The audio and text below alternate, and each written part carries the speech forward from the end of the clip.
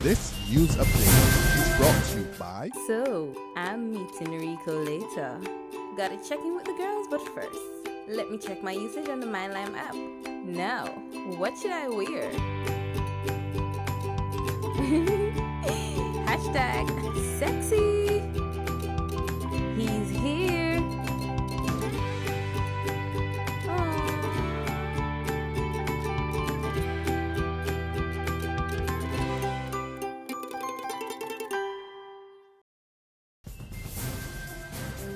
Welcome to the Barbados Today evening update for Tuesday, June 16th. I'm Fernella Wedderburn. Thanks for joining us.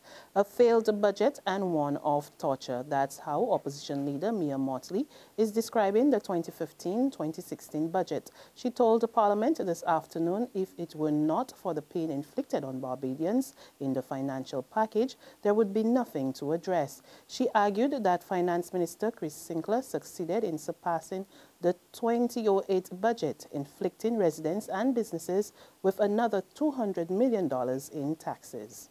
Are people who are already tax fatigued to the point of despair. And I want to repeat it, sir.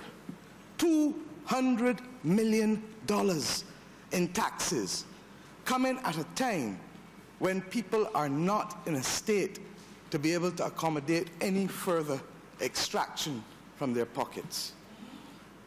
And it was done, sir, with a spirit of callousness, which is what makes it all the more reprehensible.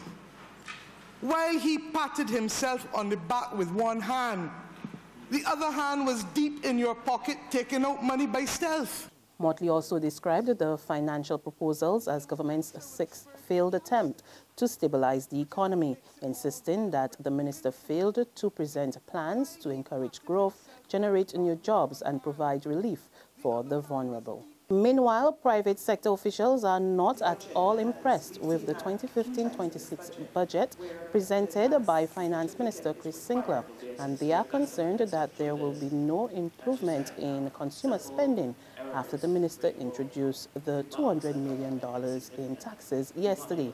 Addressing a post-budget breakfast meeting at the Lloyd Erskine Sandiford Center, President of the Barbados Chamber of Commerce, Tracy Shuffler, pointed out that the budget failed to address a number of issues aimed at growing the economy. Having not heard very specifically what some of the cost-cutting measures are, our concern is that the spending might actually increase.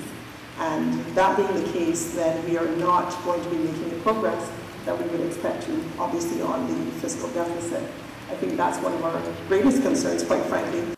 Also addressing the meeting was A1 supermarket owner Andrew Bino. He describes government's removal of some of its items from the basket of basic goods as a backward step. I listened to the minister and he spoke of T-bone steak being in that basket. But what is wrong? Are you telling me that the poor people must not want to eat T-bone steak? And this is my concern with the budget. This is my concern with so much that happens within the administrative arm of government. That is, that the poor people are not encouraged to aspire.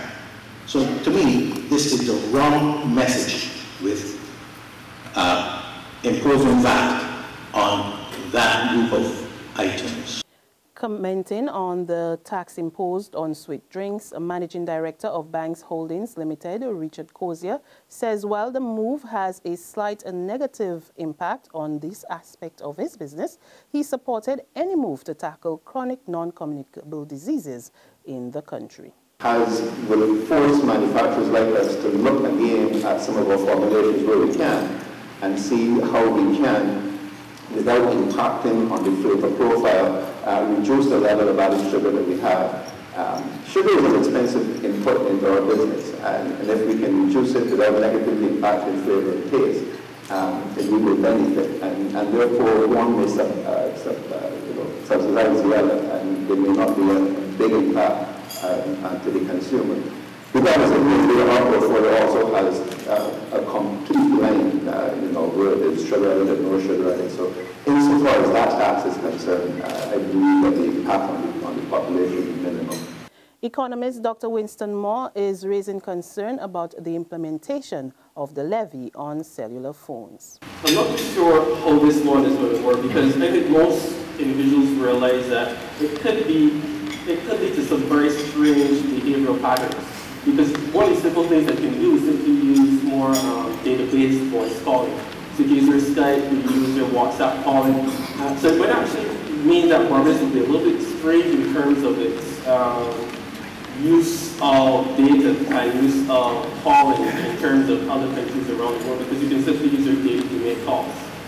So maybe a bit more thought might need to go into that cell phone tax. At the same time, Minister of International Business and Small Business Development, Donville Innes, is promising the business community that he will take some of their concerns to Parliament over the next few days as debate on the budget continues. But he told the business operators that they should ask themselves how they could help move the economy forward. Until the government does that facilitating business and stop frustrating business, you're going to have a problem.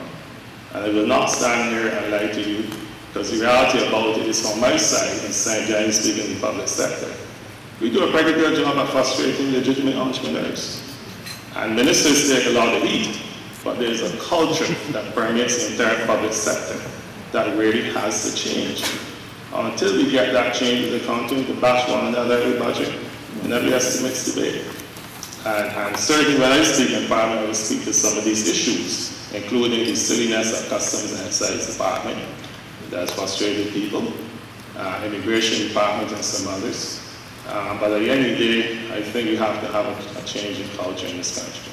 In other news, 19 workers at the Barbados Light and Power Company received their walk-in papers this morning.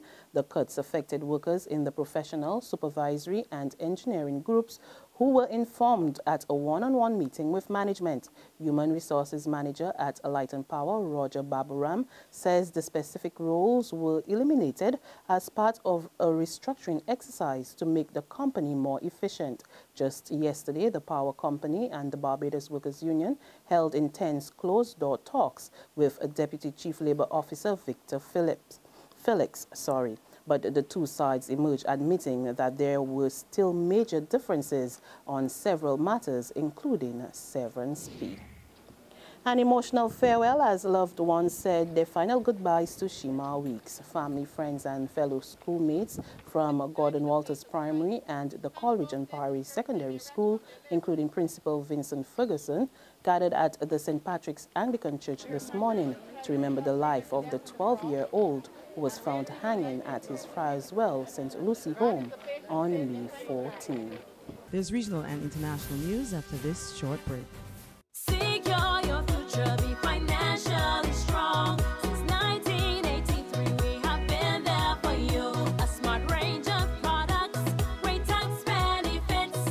We're the solution to your hopes and your dreams. The Barbados Workers Union Cooperative Credit Union. The Barbados Workers Union Cooperative Credit Union. Humble beginnings to smart loans, smart savings.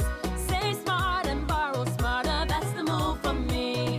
Stability, prosperity. We're the solution to your hopes and your dreams. The Barbados Workers Union Cooperative Credit Union. The Barbados Workers Union Cooperative Credit Union. To regional happenings now, residents in Trinidad are mopping up today following bad weather. After months of battling dry conditions, the rains came down yesterday with a vengeance, flooding homes and causing traffic diversions. Scores of pedestrians stranded. Drivers forced to risk damaging their vehicles.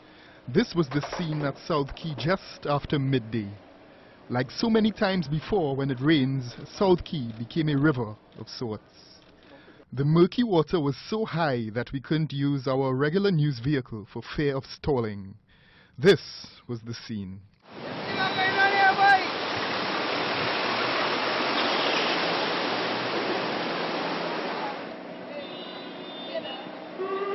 Early in the year, the authorities claimed that preventative steps like the cleaning of drains were taken. In East Port of Spain, the rain also wreaked havoc. And on the international scene, property billionaire Donald Trump today announces bid for the White House. The Republican has never run for the party's nomination before, but has often talked about it. He said his fortune would allow him to be an effective president.